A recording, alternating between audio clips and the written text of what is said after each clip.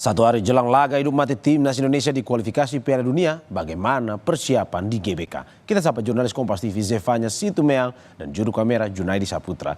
Zefanya, selamat pagi. Apa agenda timnas hari ini, termasuk timnas Tiongkok yang Anda dapatkan informasinya di lapangan?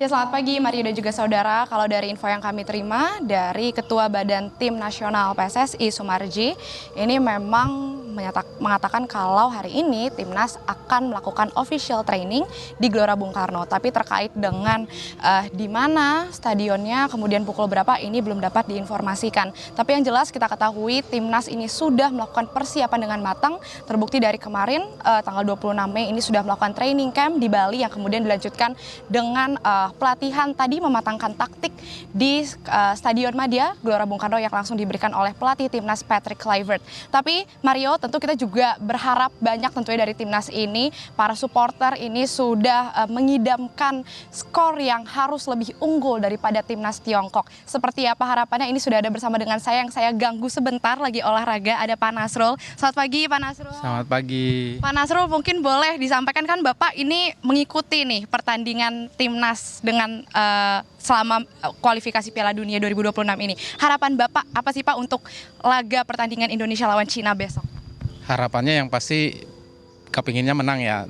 Tapi semoga timnas Indonesia dapat mendapatkan hasil yang positif. Jadi bisa lolos ke Piala Dunia. Oke, tapi dari Bapak sendiri nih, prediksi skornya kira-kira besok Indonesia bisa dapat angka berapa nih atas Cina? Harusnya dengan kondisi pemain-pemain timnas sekarang, Indonesia bisa menang dengan skor 2-0. 2-0 ya Pak harapannya? Nggak mau lebih? Cukup, itu udah sangat cukup. Oke. Kemudian ini kalau Bapak ada nggak sih pemain yang menjadi favorit Bapak selama melihat timnas ini bermain? Ada satu striker, itu Ole Ramley. Karena kemarin pas baru masuk juga udah mencetak gol pada saat melawan Australia. Oke, berarti jagoannya Ole nih ya Pak ya. Oke, siap. Terima kasih banyak Pak Nasrul sekali lagi untuk waktunya. Selamat berolahraga kembali. Maaf mengganggu waktunya.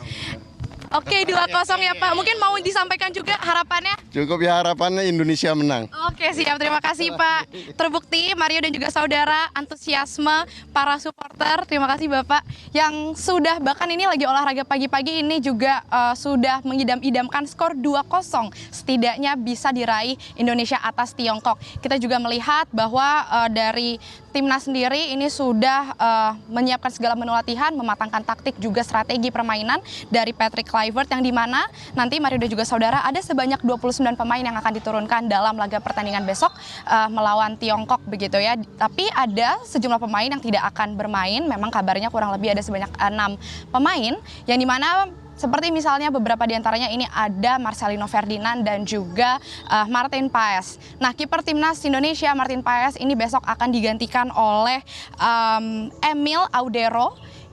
Itu juga besok akan menjadi penampilan perdana dari Emil, yang kita ketahui ini sebelumnya belum pernah kita lihat seperti apa.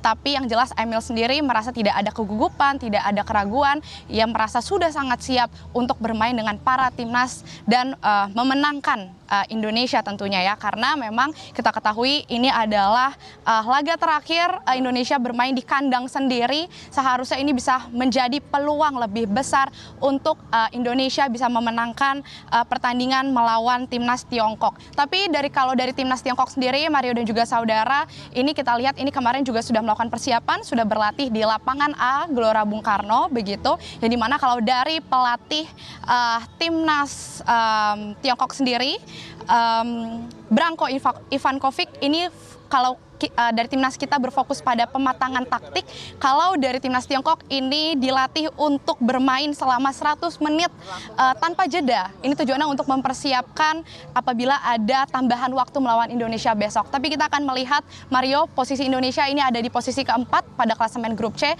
Tentu setidaknya kita harus bisa meraih 3 poin lagi untuk bisa aman dalam posisi bisa berlaga di kualifikasi Piala Dunia 2026 dan bisa lolos nantinya. Mario, kembali ke studio. Ya Zefanya, diinformasikan bahwa hari ini dan juga apalagi besok puncaknya itu sepertinya akan dipadati, GBK akan dipadati oleh puluhan ribu supporter yang datang. Dari polisi bagaimana imbauannya, dalam arti bahwa apakah memang akan ada alternatif pengamanannya seperti apa, ada rekayasa lalu lintasnya seperti apa atau bagaimana? Iya Mario, memang waktu itu kami sudah sempat bertanya kepada Kabid Humas Polda Metro Jaya, Kombes Pol Ade Ari, ini memang untuk penyusunan pengamanan ini telah dirancang begitu ya. Tapi memang kalau kita lihat berkaca dari pertandingan sebelumnya melawan Bahrain misalnya, ini dianjurkan kepada warga ini untuk menjauhi sekitaran area Gelora Bung Karno, apalagi untuk arah-arah yang mengarah ke Jalan Gerbang Pemuda. Ini tentunya ini akan dialihkan melalui sejumlah jalan lain. Nah, tentu kita akan menunggu Mario dan juga saudara bagaimana nantinya rekayasa lalu lintas yang akan diberlakukan oleh kepolisian tentunya dalam menjaga pertandingan besok antara Indonesia melawan Tiongkok. Mario. Ya, Zefanya, satu pesan saya tadi kelihatannya Pak Nasrul gugup sekali. Apakah mungkin karena diwawancarai Zefanya atau mungkin karena tidak sabar menonton pertandingan Indonesia versus Tiongkok besok. Terima kasih Zefanya dan juga Junaidi Saputra atas laporannya. Selamat bertugas kembali.